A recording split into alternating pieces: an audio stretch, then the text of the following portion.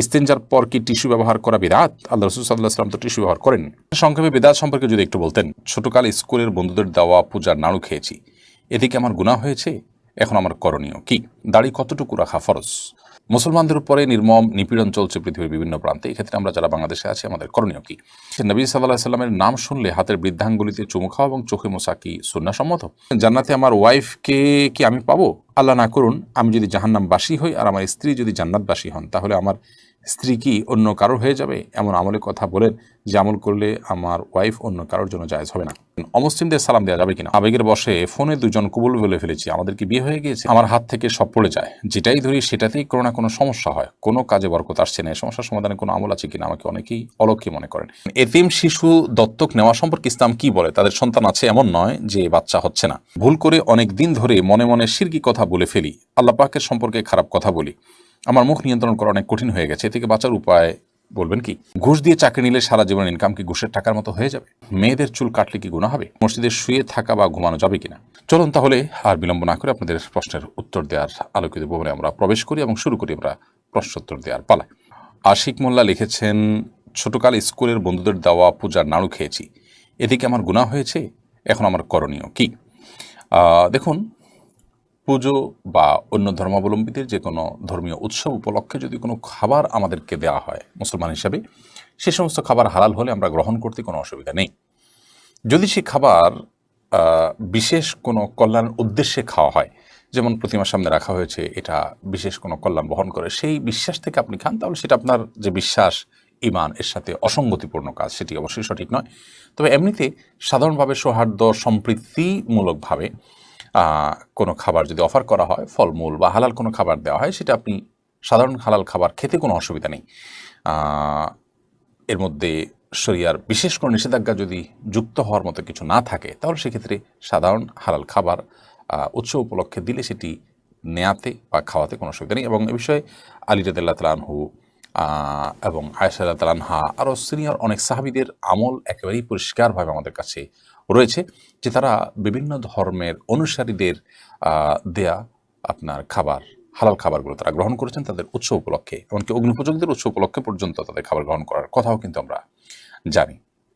মুবারক হোসেন শিবলু আপনি লিখেছেন, দাড়ি কতটুকু রাখা ফরজ? দাড়ি একজন মুসলিম প্রাপ্তবয়স্ক পুরুষের জন্য লম্বা করার নির্দেশ নবী সাল্লাল্লাহু আলাইহি ওয়াসাল্লাম দিয়েছেন। আফুল্লুহা খুল্লুহা, তোমরা দাড়িকে ছেড়ে দাও, দাড়িকে লম্বা করো, এই জাতীয় নির্দেশগুলো তিনি করেছেন। অর্থাৎ দাড়িকে ছেড়ে দেওয়া এবং লম্বা করার নির্দেশ কিন্তু হাদিসে এসেছে। কতটুকু লম্বা করব, এটা নিয়ে ওলামা ইকরামের মধ্যে দুটি মত পাওয়া যায়। অনেক ওলামা ইকরাম বলেছেন যে লম্বা করো বলেছে, অতএব লম্বা করতেই থাকবো। তবে এক মুষ্টির ব্যাপারে একটি বেশ স্ট্রং মত আছে, ইমাম আবু হানিফার মাযহাব এবং আরো অন্যান্য ওলামা ইকরামের অনেকের মত হলো যে এক মুষ্টির পরে অতিরিক্ত হলে সেটা চাইলে আপনি কাটতে পারেন। এখন এক মুষ্টির অতিরিক্ত হলে সেটি কাটা যাবে, যে তার দলিল এবং প্রমাণ কি? তার প্রমাণ হলো সহিহ বুখারীতে স্বয়ং আব্দুল্লাহ ইবনে ওমর রাদিয়াল্লাহু তাআলা আনহু থেকে বর্ণিত আছে যে হজের সময় তিনি এক মুষ্টি ধরে তার অতিরিক্ত দাড়ি তিনি কেটেছেন, এবং অন্যান্য সাহাবীদের অনেক থেকে আরও কোনো সাহাবী থেকে একই আমল পাওয়া যায়। তো এগুলো থেকে বোঝা যায় যে আসলে এক মুষ্টির পরে অতিরিক্ত দাড়ি কাটা যায়। নবী সাল্লাল্লাহু আলাইহি ওয়াসাল্লাম যে লম্বা করতে বলেছেন, এর মানে হলো এভাবে লম্বা করতে থাকা। আর যদি কারোর দীর্ঘ করতে করতে এত বেশি দীর্ঘ হয় যে পেশাব করলে পেশাব ছিটে আসে সেখানে, কিংবা আপনার বোতাম লাগাতে অসুবিধা হয় বা অস্বস্তির অবস্থা তৈরি হয়, তাহলে এক মাসের পরের অংশ তিনি চাইলে কাটতে পারেন। কিন্তু অনেক ওলামা ইকরামই নবী করিম সাল্লাল্লাহু আলাইহি ওয়াসাল্লামের থেকে যেহেতু এক মাসের পরে কাটা আর বিষয়ে কোনো স্পষ্ট বক্তব্য নেই, সেজন্য তিনি লম্বা করতে বলেছেন, সেই হিসাবে শুধু যতটুকু সম্ভব লম্বা করার কথাই বলে থাকেন। আর প্রসঙ্গত বলে রাখি, দাড়ি রাখা ফরজ নয়, দাড়ি রাখা ওয়াজিব, আবশ্যক। ফরজ এবং ওয়াজিব গুরুত্বের বিচারে প্রায় কাছাকাছি হলেও বেশ কম আছে। ফরজ প্রমাণ হয় যেরকম দলিল দ্বারায়, ওয়াজিব প্রমাণ হওয়ার জন্য সেরকম দলিলের প্রয়োজন হয় না। অর্থাৎ যতটা স্পষ্ট, যতটা শক্তিশালী এবং অকাট্য দলিল প্রয়োজন হয় ফরজ প্রমাণ হওয়ার জন্য, ওয়াজিব প্রমাণ হওয়ার জন্য ততটা অকাট্য দলিলের প্রয়োজন হয় না। সামান্য একটু পার্থক্য আছে, জন্য দাড়ি রাখাটা ফরজ নয়, বরং ওয়াজিব আমরা বলতে পারি। শুধু নয়, সমস্ত ফুকাহায়ে মতে এটি ওয়াজিব। মুসলমানদের উপরে নির্মম নিপীড়ন চলছে পৃথিবীর বিভিন্ন প্রান্তে। এক্ষেত্রে আমরা যারা বাংলাদেশে আছি আমাদের করণীয় কি? দেখুন, আজকের এই পৃথিবীতে স্নায়ুযুদ্ধের গুরুত্বটা অনেক বেশি এবং এটার প্রভাবটা অনেক বেশি। আমরা নিপীড়িত মানুষদের পক্ষ নিয়ে নানা ধরনের কাজ পরিচালনা করতে পারি। আমরা শান্তিপূর্ণভাবে প্রতিবাদ জানাতে পারি, আমরা আমাদের ক্ষোভের কথা বিভিন্নভাবে প্রকাশ করতে পারি এবং যৌক্তিকভাবে সে সমস্ত অন্যায়ের প্রতিবাদ আমরা তুলে ধরতে পারি এবং যত রকমের প্রেশার ক্রিয়েট করা যেতে পারে অত্যাচারী বা নিপীড়নকারীদের প্রতি সেটি আমরা করতে পারি। এমনকি আমাদের সরকারে যারা দায়িত্বশীল আছেন তাদের উপরে রাষ্ট্র এবং সরকারের তরফ থেকে জোরালো ভূমিকা, প্রতিবাদ এবং অন্যান্য যা যা করার আছে সেটা যেন করা হয়, সেজন্য তাদেরকে প্রেশার আমরা ক্রিয়েট করতে পারি এবং সেজন্য প্রত্যেকের যার যার জায়গা থেকে আল্লাহ যাকে যতটুকু শক্তি সামর্থ্য দিচ্ছেন সেই জায়গাতে আমরা কাজগুলো করা উচিত। সেই সাথে বিশেষ করে মসজিদে আকসা সম্পর্কে আমাদের সন্তানদেরকে জানানো, তরুণ প্রজন্মকে জানানো, এটা নিয়ে বিভিন্ন রকমের অঙ্কন প্রতিযোগিতা করা, বিভিন্ন রকমের রচনা প্রতিযোগিতা করা, এটার ইতিহাস নিয়ে পর্যালোচনা করা এবং সেটা নিয়ে আপনার জনসচেতনতা তৈরি করা এবং এই নিপীড়ন সম্পর্কে মানুষ মধ্যে জানাশোনা তৈরি করা, এটি মৌলিকভাবে একটা কাজ এবং এর একটা প্রভাব, এর একটা প্রেশার কিন্তু আছে, সেটা আমরা করতে পারি। এর পাশাপাশি আল্লাহ রাব্বুল কাছে সত্যি অন্তরস্থল থেকে গভীরভাবে তাদের প্রতি সমবেদনা জানানো এবং চোখের পানি ফেলা আমাদের কর্তব্য। নবী সাল্লাল্লাহু আলাইহি ওয়াসাল্লাম বলেছেন, মাথাল মুমিনিনা ফি তাওয়াদ্দিহিম ওয়া তারাহুমিহিম ওয়া তাআতুফিহিম মিসলাল জাসাদ।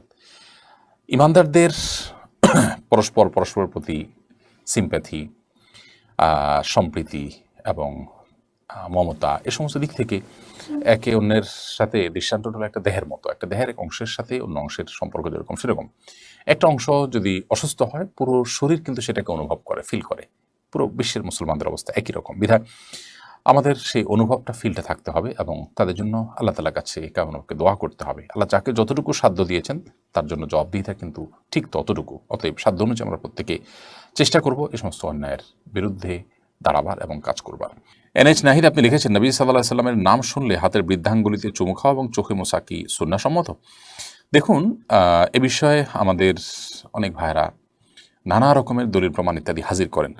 নবী করিম সাল্লাল্লাহু আলাইহি সাল্লামের নাম শুনলে তার প্রতি দুরূদ পাঠ করতে হবে, এ বিষয়ে বহু বিশুদ্ধ হাদিস রয়েছে, পরিষ্কার হাদিস রয়েছে এবং এটি হলো একমাত্র করণীয় যে আমরা নবী আলাইহিস সালাতু ওয়াস সালামের নাম যখন শুনবো তখন সাল্লাল্লাহু আলাইহি সাল্লাম বা বিভিন্নভাবে তার প্রতি দুরূদ প্রেরণ করব। এর বাইরে আমাদের আঙ্গুলে চুমু খাওয়া এবং সেই চুমু খাওয়া আঙ্গুল চোখে মোছা, এটা কোরআন কিংবা হাদিসের কোনো নির্দেশ নয়। এটি নবী সাল্লাল্লাহু আলাইহি সাল্লাম থেকে প্রমাণিত বিশুদ্ধ কোনো হাদিস দ্বারায়, নবী সাল্লাল্লাহু আলাইহি ওয়াসাল্লাম থেকে বর্ণিত কোনো বিশুদ্ধ হাদিস দ্বারা প্রমাণিত নয়। এর মাধ্যমে চোখের যদি বাড়ে, উপকার হয় বা এটা মহব্বতের প্রকাশ হয় ইত্যাদি, এই সমস্ত কথাগুলো অন্যদের কথা, কোরআন এবং হাদিসের কথা নয়, কোরআন হাদিস থেকে প্রমাণিত কোনো বিষয় নয়। আমাদেরকে মনে রাখতে হবে আল্লাহ তাআলা বলেছেন, মা আতাকুমুর রাসূলু ফাখুযুহু ওয়া মা নাহাকুম আনহু ফান্তাহু। তোমাদেরকে রাসূল যা দিয়েছেন সেটিকে তোমরা আঁকড়ে ধরো, আর রাসূল সাল্লাল্লাহু আলাইহি সাল্লাম যা থেকে তোমাদেরকে বিরত থাকতে বলেছেন, বারণ করেছেন, তা থেকে তোমরা বিরত থাকো এবং দূরে থাকো। অতএব একজন মুসলমান হিসেবে আমরা সেই কাজগুলো করে যাব যা আমাদেরকে আল্লাহ হাবিব সাল্লাল্লাহু আলাইহি সাল্লাম করতে নির্দেশ করেছেন। তারই অংশ হিসাবে আমরা নবী সাল্লাল্লাহু আলাইহি সাল্লাম নাম শোনার পর দুরূদ পাঠ করব, আর আঙ্গুলে চুমু খাওয়া, চোখে মোছার নির্দেশ যেহেতু তিনি করেননি, কোরআন হাদিস দ্বারা প্রমাণিত নয়, বিধায় সেগুলো থেকে আমরা বিরত থাকবো। আবির হোসেন আপনি লিখেছেন, জান্নাতে আমার ওয়াইফকে কি আমি পাবো? আল্লাহ না করুন, আমি যদি জাহান্নামবাসী হই আর আমার স্ত্রী যদি জান্নাতবাসী হন, তাহলে আমার স্ত্রী কি অন্য কারোর হয়ে যাবে? এমন আমলের কথা বলেন যে আমল করলে আমার ওয়াইফ অন্য কারোর জন্য জায়েজ হবে না। দেখুন ভাই আবির, স্বামী স্ত্রী পরস্পরের প্রতি ভালোবাসা থেকে আমরা এই ধরনের প্রশ্ন করে থাকি, কিন্তু আমাদের মনে রাখতে হবে যে এই দুনিয়ার ভালোবাসা, এই দুনিয়ার মমতা, এগুলো আমাদের এখন অনেক বড় মনে হচ্ছে আমাদের কাছে। কিয়ামত সম্পর্কে আল্লাহ তাআলা বলেছেন যে ইন্না জালজালাতাস সাআতি শাইউন আযীম ইয়াওমা তারাউনাহা তাযহালু কুল্লু মুরজিআতিন আম্মা আরদাআত। মহাপ্রলয় যে হবে, কিয়ামত বা আপনার হিসাব দিবস তো অনেক পরে, সেটির যে সূচনা হবে মহাপ্রলয়ের মাধ্যমে, সেই মহাপ্রলয় সম্পর্কে আল্লাহ তাআলা বলেছেন এটা বিশাল বড় একটা বিষয় হবে। এত বড় বিষয় হবে যে দুগ্ধদানকারিণী মা নিজের দুধ দেওয়া সন্তান কথা ভুলে যাবেন এর ভয়াবহতায়, এবং গর্ভধারণকারিণী মার গর্ভে সন্তান আছে সে কথা ভুলে যাবেন ভয়াবহতার কারণে। ভয়াবহতার কোন পর্যায়ে চলে যাবে, এইসব ভালোবাসা এগুলো গৌণ হয়ে যাবে তখন যদি ওই পরিস্থিতির মুখোমুখি আমরা পড়ি। তো সেজন্য আমরা ওই পরিস্থিতির কথা আঁচ করতে না পারার কারণে আমাদের কাছে আমাদের ভালোবাসাটা বড় হচ্ছে বা বড় করে আমরা দেখছি। এই কথা বলার উদ্দেশ্য হলো যে আমরা যারা চিন্তা করছি যে একসাথে থাকার ব্যবস্থা হোক, সেটা আমরা করি, তো এর চেয়ে বেশি আমাদের চিন্তা করা উচিত যেন আমি জাহান্নামে না যাই। আমার আল্লাহ না করুক জাহান্নামের ফয়সালা যদি হয়, তাহলে সেক্ষেত্রে একসাথে থাকা না থাকা এগুলো আমার মাথায় আসবে না, এগুলোর চেয়ে অনেক বড় বিষয় ঘটে যাবে। বিধায় আমাদের চেষ্টা থাকা উচিত জান্নাতে যাওয়ার। আর হ্যাঁ, এটাই হলো একমাত্র উপায় যে আপনারা উভয় জান্নাতে যাওয়ার মতো কাজ অব্যাহতভাবে করতে থাকবেন, জাহান্নাম থেকে মুক্ত থাকার কাজগুলো করতে থাকবেন, অর্থাৎ উভয় যাতে জান্নাতে যান সেই চেষ্টা করতে থাকবেন। এটাই হলো একমাত্র আমল। এর মাধ্যমে ইনশাআল্লাহ বিদিনিল্লাহ আল্লাহ তাআলা আপনাদের উভয়কে সেখানে সম্মিলন ঘটাবেন। এর বাইরে স্বামী স্ত্রী একজন জাহান্নামে গেলে আরেকজন জান্নাতে গেলে তার কি হবে, তার অন্য কারোর হয়ে যাবেন কিনা তিনি, এ বিষয়ে কোরআন হাদিসে আলাদা করে কোনো কিছু বলা নেই। এর প্রকৃত স্বরূপ কি হবে সেটা একমাত্র আল্লাহ রাব্বুল আলামিন ভালো জানেন। আলামুল গায়েবের বিষয়, অদৃশ্যের জগতের বিষয় কি হবে না হবে আমরা ধারণা করে কোনো কথা বলতে পারি না। তবে আল্লাহ রাব্বুল আলামিন যা ফয়সালা করবেন সেটাই হবে, এবং আমি যদি আল্লাহকে সন্তুষ্ট করে দুনিয়া থেকে যেতে চাই তো আমার চাওয়ার বাইরে কিছু হবে না ইনশাআল্লাহ তাআলা। লুনা পারভিন ঝর্ণা আপনি লিখেছেন, অমুসলিমদের সালাম দেওয়া যাবে কিনা? অমুসলিমদের সাথে সামাজিক সৌহার্দ্যমূলক সম্পর্ক বজায় রাখার চেষ্টা করতে হবে, এবং সেজন্য তাদেরকে অভিবাদন দিবেন, অভিবাদন গ্রহণ করবেন, সেটা ঠিক আছে। কিন্তু সালাম দেওয়ার যে ব্যাপারটা আছে সেটা হলো যে অমুসলিমদেরকে অমুসলিমরা যদি আপনাকে সালাম দেন তাহলে সেটা আপনি ওয়ালাইকুম বলে জবাব দিবেন। আর আগ বেড়ে তাদেরকে আপনি যত রকমের অভিবাদন আছে, সামাজিক অভিবাদন, গুড মর্নিং, গুড ইভিনিং ইত্যাদি ইত্যাদি, স্বাগতম, অন্যান্য যা যা আছে প্রচলিত সেগুলো আপনি তাদেরকে বলবেন। কিন্তু সালাম যেটা আল্লাহ তাআলার গুণবাচক নাম, সেটা তাদেরকে নিবেদন করবেন না, কারণ তারা আল্লাহ বিশ্বাস রাখেন না। তাছাড়া আপনি সালামের মাধ্যমে যে আল্লাহ তাআলার কাছে শান্তি কামনা করছেন, সে আল্লাহ তো তিনি নিজে বিশ্বাসই করেন না। তিনি যা বিশ্বাস করেন না সেটা তার উপরে আরোপ করে দেওয়া, এটা কখনো ন্যায্যতা হতে পারে না। সেজন্য সালাম আকবরী নয়, বরং তারা যদি সালাম দেন তাহলে আপনি ওয়ালাইকুম বলে জবাব দিবেন। আর এছাড়া সামাজিক সৌহার্দ্যপূর্ণ যে কোনো অভিবাদন, সাধারণ অভিবাদনগুলো তাদের সাথে বিনিময় করা যেতে পারে। আলাউদ্দিন ফারাবি আপনি লিখেছেন, ইস্তেঞ্জার পর কি টিস্যু ব্যবহার করা বিদআত? আল্লাহ রাসূল সাল্লাল্লাহু আলাইহি ওয়াসাল্লাম তো টিস্যু ব্যবহার করেন। দেখুন, আপনি স্টুল পাসের পর, পায়খানা করার পর, আপনার ইস্তেঞ্জা করার পর কোনো কিছু দিয়ে পরিচ্ছন্ন হলেন, সেটা কোনো পাথরের টুকরা হতে পারে, কোনো মাটির টুকরো হতে পারে, বা অন্য কিছু দিয়ে আপনি করলেন, সম্মানজনক কোনো কিছু দিয়ে করলেন না, জাস্ট সাধারণ কোনো যে এটার জন্য উপযোগী কোনো কিছু দিয়ে আপনি পরিষ্কার করলেন, এরপর আপনি পানি ব্যবহার করলেন, এটা হাদিস দ্বারা প্রমাণিত। অতএব সেটা আপনার ঢিলাই হইতে হবে, অর্থাৎ মাটির চাকাই হতে হবে, কিংবা পাথরের কুচি টুকরাই হতে হবে, এটা বাধ্যতামূলক না। টিস্যু নবী সাল্লাল্লাহু আলাইহি ওয়াসাল্লাম ব্যবহার করেনি, নবী করিম সাল্লাল্লাহু আলাইহি ওয়াসাল্লাম তো এই কাপড়ও ব্যবহার করেনি, তার সময় তো এই সুতা, এই কাপড় ছিল না। নবী করিম সাল্লাল্লাহু আলাইহি ওয়াসাল্লাম তো চশমা ব্যবহার করেনি, তার সময় এটা ছিল না। দুনিয়াবি বিষয় মূলগতভাবে যেটা কোনো ইবাদত না। আমি টিস্যুটা ব্যবহার করছি, টিস্যু ব্যবহার করলে সওয়াব বেশি হবে, ইট বা পাথর ব্যবহার করলে সওয়াবটা কম হবে, মাটির চাকা ব্যবহার করলে সওয়াবটা কম হবে, এরকম তো না। অর্থাৎ এটার সাথে সওয়াবের সম্পর্ক নাই, এটা নিছক একটা মাধ্যম পরিবর্তন হতে পারে। নবী সাল্লাল্লাহু আলাইহি ওয়াসাল্লাম তো এই কলম দিয়ে লেখেন নাই, আমরা তো এই কলম দিয়ে লিখছি। তিনি যে কনফিডেন্স সাথে এরকম না, তাহলে আমারটা কি বিদআত হবে? না, এটা বিদআত হবে না। বিদআত হলো গায়রে দিরা দি সমর্দন বিদআত, যেটা দিন নয় সেটাকে দিন মনে করা বিদআত। টিস্যু ব্যবহার করাটা দিন, ওই মাটির চাকা ব্যবহার করাটা দিন নয়, এরকম যদি মনে করা হয় তাহলে সে বিদআত হবে। আমি টিস্যু একটা মাধ্যম হিসেবে ব্যবহার করছি, অন্য কোনো মাধ্যম থাকলে অন্য কোনটা দিয়ে করতে পারতাম, এটা ইবাদত হিসেবে করছি না। পরিচ্ছন্ন করাটা উদ্দেশ্য, কি দিয়ে করছি এটা উদ্দেশ্য না, তাহলে সেক্ষেত্রে সেটা বিদআত হয় না, বিধায় এটা বিদআতে পরিগণিত হবে না।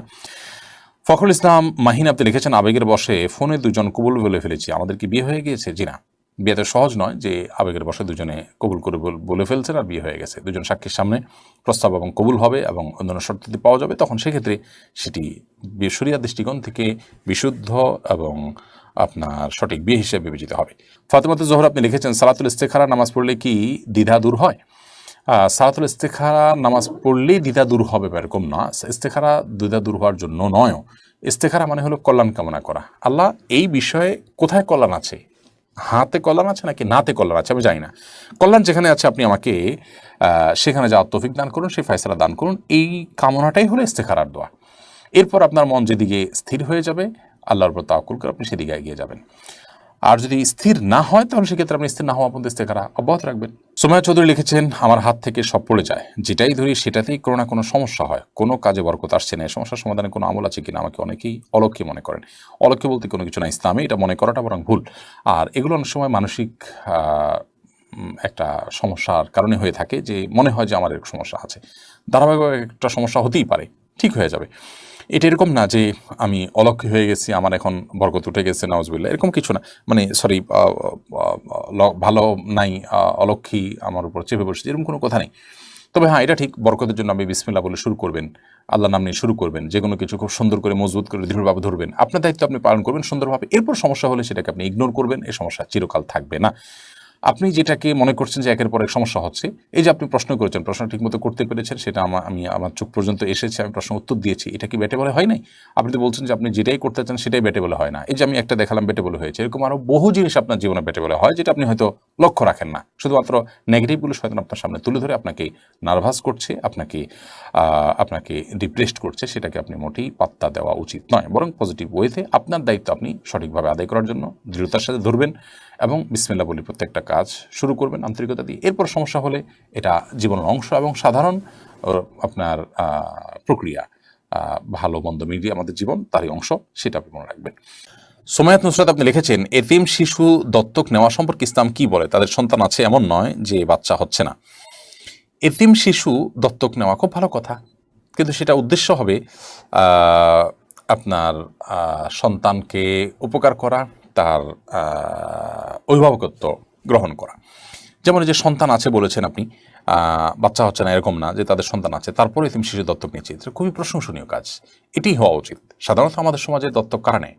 যাদের সন্তান হয় না তারা এতিম শিশু বা গরিব অসহায় শিশুকে দত্তক নিয়ে থাকে। আল্লাহ তাআলা আমাকে শিশু দিয়েছেন, সন্তান দিয়েছেন, আমি সন্তানের বাবা মা আছি, এরপরে আবার আমি আরেকটা সন্তান দত্তক নিব, এটা মানুষ সাধারণত করে না আমাদের দেশে।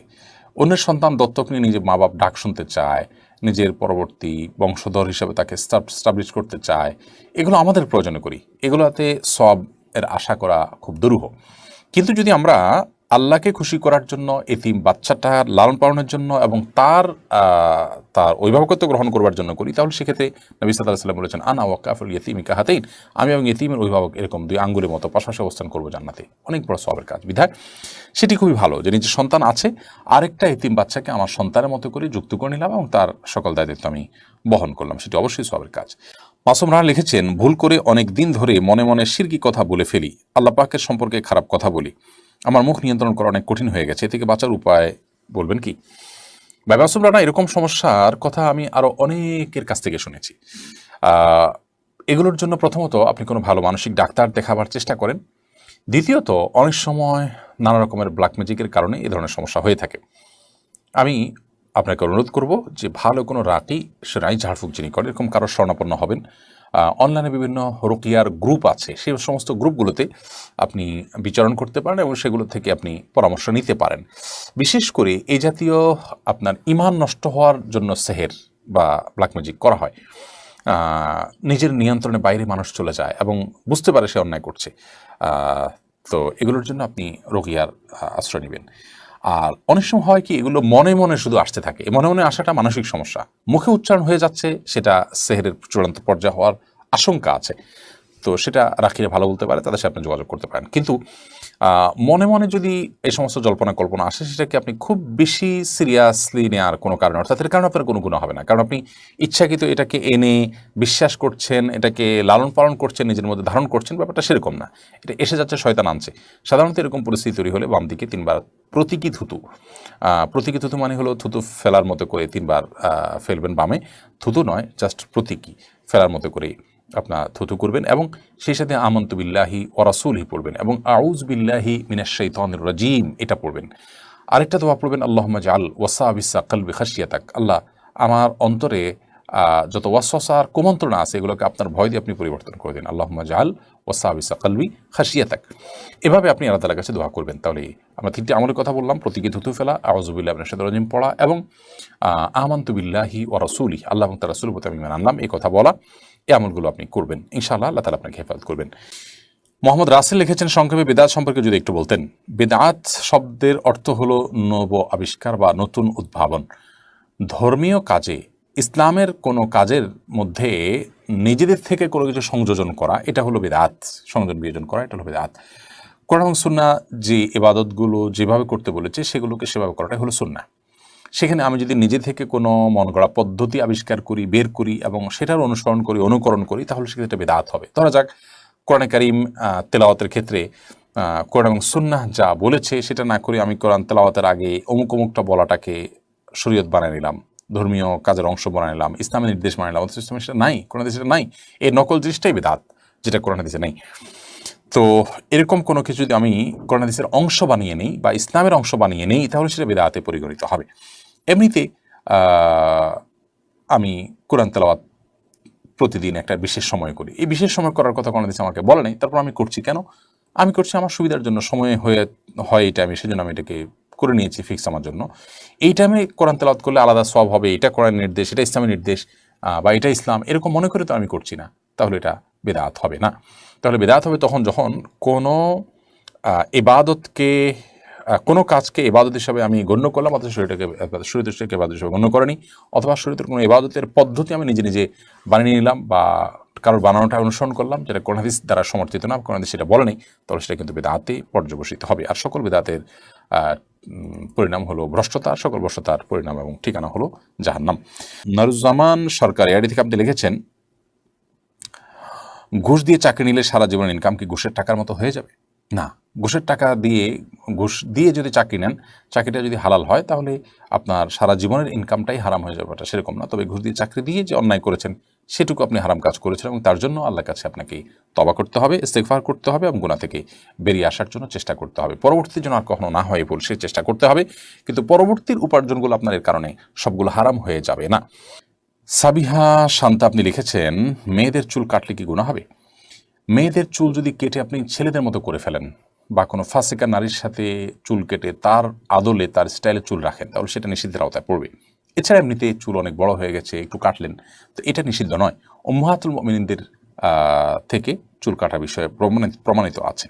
কিন্তু এর মানে এই না যে ওই যে বললাম চুল কেটে আপনি পুরুষের মতো করে ফেললেন, যে নারী পুরুষ আলাদা করার কোনো সুযোগ নেই, অথবা আপনার কোনো ফাসেকা নারীর চুলের স্টাইল আপনি ধারণ করলেন, সেরকম যদি হয় তাহলে সেটা নিষিদ্ধের আওতায় পড়বে। কারণ মান তাশাব্বাহা বিকওমিন ফাহুয়া মিনহুম, যে ব্যক্তি কোনো জাতির সাদৃশ্য গ্রহণ করে সে তাদের অন্তর্ভুক্ত হবে। তাছাড়া নবী সাল্লাল্লাহু আলাইহি ওয়াসাল্লাম বলেছেন, লাআনাল্লাহুল মুতাশাব্বিহাত মিনান নিসাই বির-রিজাল, যেসব নারীরা পুরুষদের সাথে বিভিন্ন তাদের আচার আচরণ, তাদের কাজকর্ম, পোশাক আশাক ইত্যাদিতে কোনো পুরুষের সাথে সাদৃশ্য গ্রহণ করে, সে তাদের অন্তর্ভুক্ত হয়। অতএব সে জিনিসটা যেন না হয় সেটা খেয়াল রাখতে হবে। এটা খেয়াল রেখে আপনি যদি চুল কাটেন, খুব বেশি লম্বা হয়েছে, আপনি চুলের কিছু অংশ কাটলেন, তাহলে সেটা নিষিদ্ধের আওতায় পড়বে না ইনশাআল্লাহ তাআলা। এমনি নাইম হাসান লিখেছেন, মসজিদে শুয়ে থাকা বা ঘুমানো যাবে কিনা? মসজিদ শোবার জায়গা নয়, কিন্তু কেউ যদি ইতিকাফের নিয়তে মসজিদে শোয়, ঘুমায়, তাহলে সেটা ঠিক আছে। অর্থাৎ আপনি যখন মসজিদে প্রবেশ করলেন, নিয়ত করলেন যে আমি মসজিদে অবস্থান করাও একটা ইবাদত, সেই ইবাদতটা করব। মসজিদে গিয়ে নামাজ পড়া যেমন একটা ইবাদত, মসজিদে গিয়ে আমি অবস্থান করব সেটা একটা ইবাদত। অতএব সে নিয়ত করলেন যে মসজিদে অবস্থান করব, মসজিদে থেকে জিকির আজকার, দোয়া তেলাওয়াত ইত্যাদি করা, এটার উদ্দেশ্যে মসজিদে অবস্থান, সেটা একটা ইবাদত, সেই উদ্দেশ্যে আমি অবস্থান করব, তাহলে সেক্ষেত্রে আপনি ঘুমালেন, শুলেন, কোনো অসুবিধা নেই। কিন্তু এমনিতে আপনি মসজিদকে হোটেল বানালেন, আপনি এটাকে একরকম ম্যাচের মতো বানালেন, যে বাহিরে আপনি সমস্ত কাজ কামে মাশগুল থাকেন, মসজিদে এসে শোন, মসজিদে এসে ঘুমান, জাস্ট সময় কাটান, শোয়ার জন্য মসজিদে আসেন, এরকম হলে সেটা অবশ্যই জায়েজ নয়, এবং মসজিদ এটার জন্য তৈরি হয়নি।